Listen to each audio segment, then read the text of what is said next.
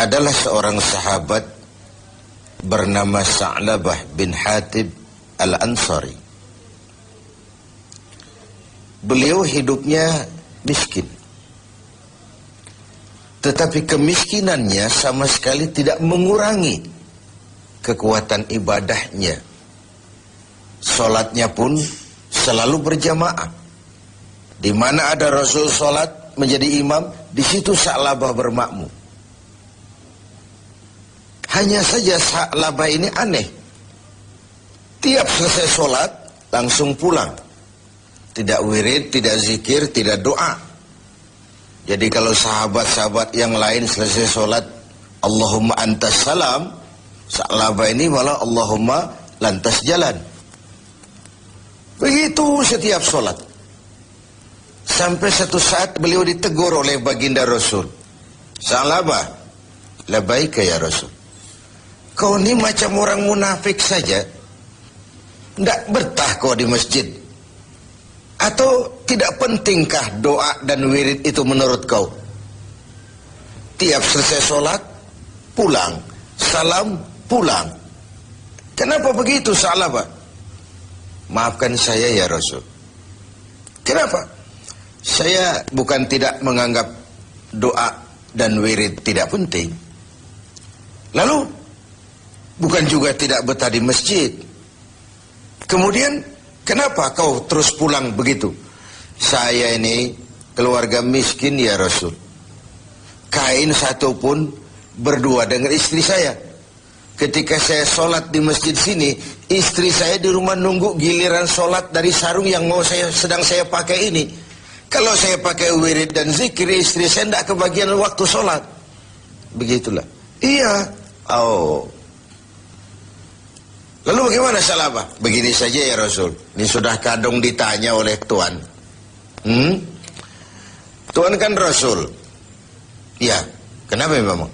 Oh Rasul itu kan doanya jarang meleset. Maksud kamu? Tolonglah doakan saya kepada Allah agar saya jadi orang kaya. Kalau saya kaya, sarung punya sendiri, istri punya sarung sendiri, tenanglah saya beribadah. Rasulullah senyum. Kemudian bilang, Sa'labah, saya ya Rasul. Kau kan orang Islam? Iya. Bagi orang Islam, contoh yang paling utama itu siapa? Ya Tuhan ya Rasul. Kau lihat saya kaya? Tidak. Lalu kenapa kau mau minta kaya? Begitu ya? Iya, sudah, pulang saja. Pulanglah Sa'labah. Esoknya ketemu lagi dengan Rasul. Gimana Sa'labah? Sudahlah Rasul, doakan saja supaya saya jadi orang kaya. Sa'labah, saya ya Rasul. Qalilun tuaddi syukrahu khairun min kasirin la tutiquhu. Sedikit kamu syukuri itu jauh lebih baik daripada banyak tapi kau tak kuat mengembannya. Sudah, pulang saja. Baik ya Rasul. Hari ketiga kemudian ketemu lagi dengan baginda Rasul. Kali ini sudah dengan tekad yang bulat. Bagaimana Sa'labah? Sudah ya Rasul. Sudah bagaimana? Sudah saya pikir. Lalu, iya sih syukur-syukur. Tapi kalau sarung satu dipakai berdua, sulit juga syukurnya. Sudahlah, doakan saja kepada Allah agar saya jadi orang kaya. Kalau saya kaya, saya akan sedekah, saya akan sholat berjamaah. Wal'ati kulla zi haqqin haqqah. Tiap orang akan saya berikan haknya. Pokoknya bereslah kalau saya jadi kaya nanti. Begitu permintaan Sa'labah. Didesak sedemikian rupa, akhirnya baginda Rasul mengangkat kedua belah tangan, mendoakan Sa'labah. Allahumma razuk Sa'labah.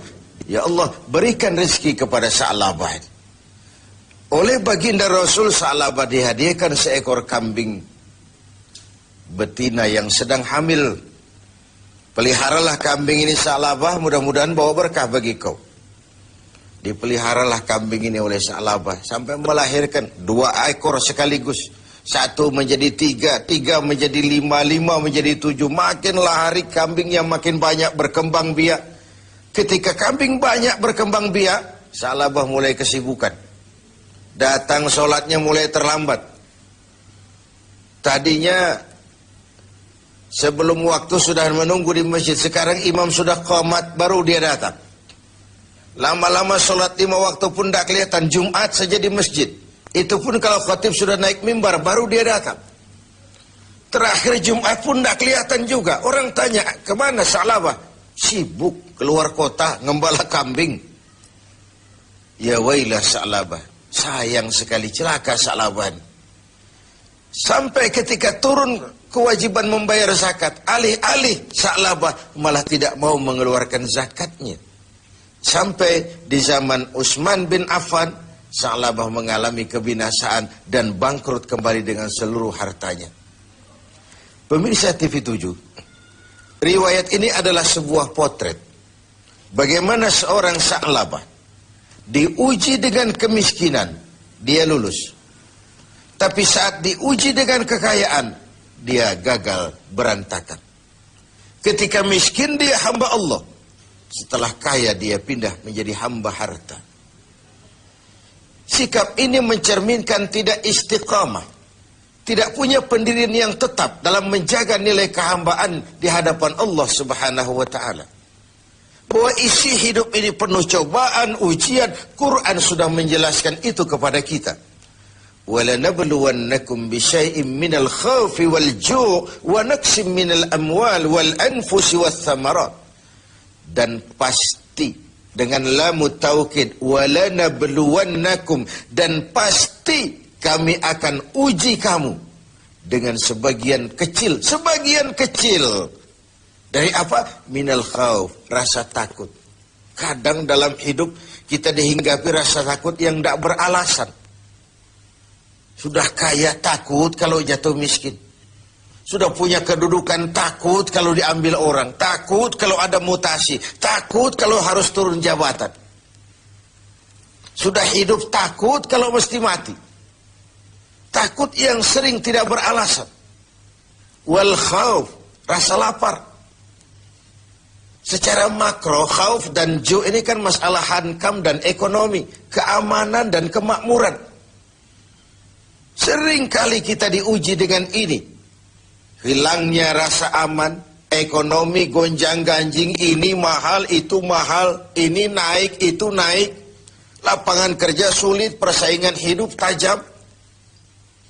Apalagi sudah masuk pertengahan Ramadan ke atas. Orang sudah konsentrasi, mau mudik lah, mau lebaran lah. Sehingga konsentrasi ibadah pun sering buyar. Tengoklah, pertengahan Ramadan ke atas ini, masjid-masjid separuh saja pun sudah bagus dia. Safnya semakin maju.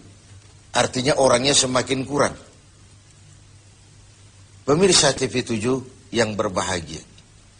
Ujian itu juga dalam bentuk wanaksim minal amwal. Kekurangan harta, kehilangan, rampok, kecurian, wal anfus, kekurangan jiwa, kematian, wathamarat, kekurangan buah-buahan.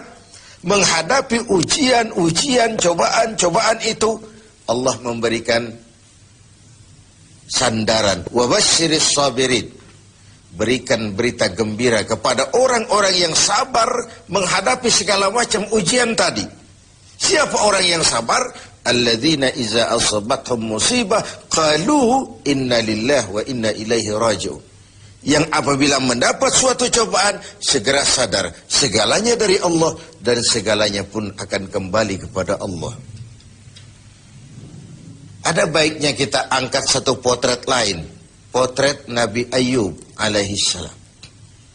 Nabi Ayub sebelumnya adalah orang yang kaya. Beberapa rasul memang kaya. Binatang ternaknya banyak, sawah ladangnya luas, rumahnya bagus. Iblis tidak senang kalau ada orang semut-semut saja, jalan-jalan normal baik-baik saja.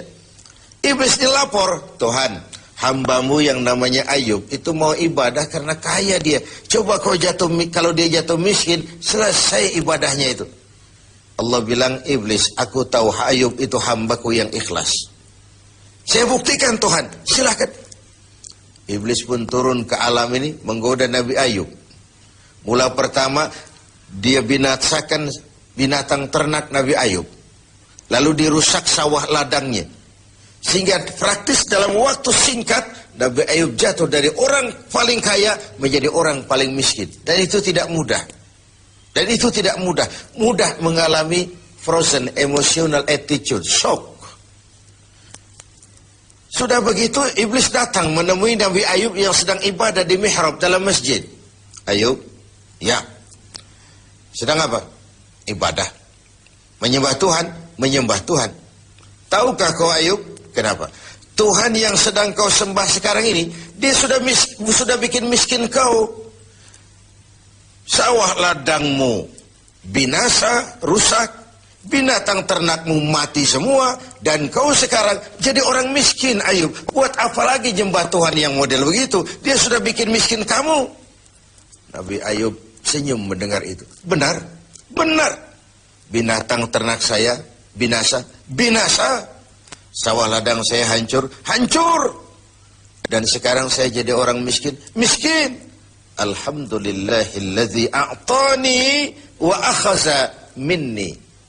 Segala puji bagi Allah yang telah memberikan harta kepada saya dan sekarang mengambilnya lagi. Tengoklah Nabi Ayub ini. Ketika binatang ternaknya binasa, sawah ladangnya musnah, bukan innalillahi malah alhamdulillahilladzi a'tani wa akhadha minni. Segala puji bagi Allah yang telah memberikan kekayaan kepada saya dan sekarang mengambilnya lagi. Allah yang memberi, Allah juga yang mengambil. Inilah yang disebut sikap istiqamah. Ibadah kita tidak bergantung kepada cuaca. Sebagaimana di awal tentang Sa'labah bin Hatib al-Ansari tadi. Dalam keadaan miskin, dia tekun ibadah. Setelah diuji dengan kekayaan, dia malah tidak karu-karuan. Karena itu penting bagi kita menjaga sikap istiqamah untuk tetap konsisten dan konsekuen sebagai hamba Allah dalam segala keadaan, dalam segala situasi. Sehingga nilai kehambaan itu mempunyai nilai yang istiqamah. Pemirsa TV7, semoga ibadah Ramadan membuat kita menjadi orang-orang yang istiqamah menghadapi ujian yang diberikan Allah kepada kita.